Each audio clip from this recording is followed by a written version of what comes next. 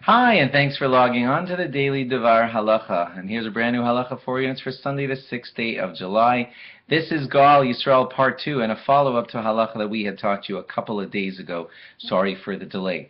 We had told you that Yisroel must be directly tied to the Shmoneh Esrai of Shacharis.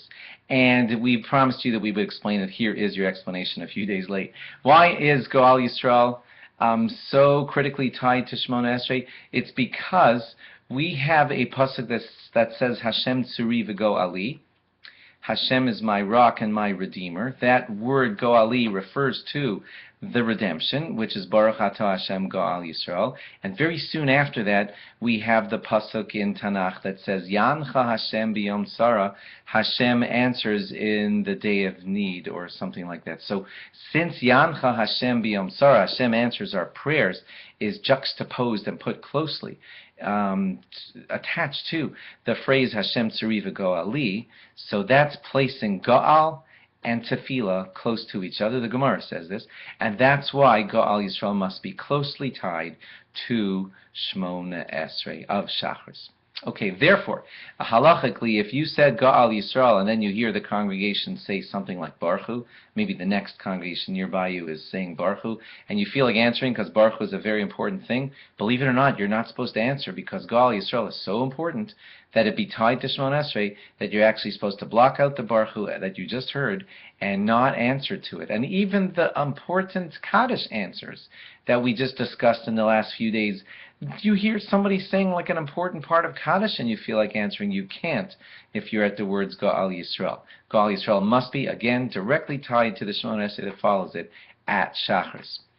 So let's say it happens that you get to shul late and you want to say the Shmoneh Esrei with the congregation right away because you're that kind of guy.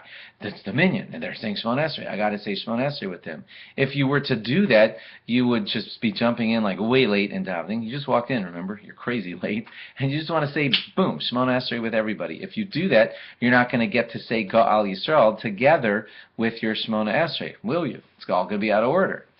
So therefore you can't do it. You just can't do it because even though you say, but I want to say my Shmoneh Esrei together with the congregation. Well, that's nice. That is important. But more important than that is saying Goal Yisrael attached to your Shmoneh Esrei. Therefore, if you're late, I'm afraid you're just going to have to say davening in pretty much the order. Some parts could be skipped, but you basically are going to have to start from the early part of davening, skip some parts, which we won't discuss right now, and then get to Goal Yisrael, and then say Shmoneh Esrei, and the minyan will be long gone by then. Well, guess what?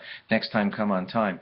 But you have to do it that way because Goal Yisrael must be attached to the Shmoneh Esrei of Shacharis. Incidentally, this does not apply to Marav. So if you come late to Marav, still want you to be on time, but if you do come late to Marav, you are allowed to just jump in, say Shmoneh Esrei with the congregation, and then go back to the beginning of Marav and say that part then.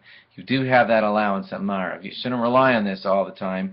It's not nice to do it all backwards and everything, but in a jam, you are allowed to do that when necessary. Thanks for logging on, and log on again tomorrow for more. Bye-bye.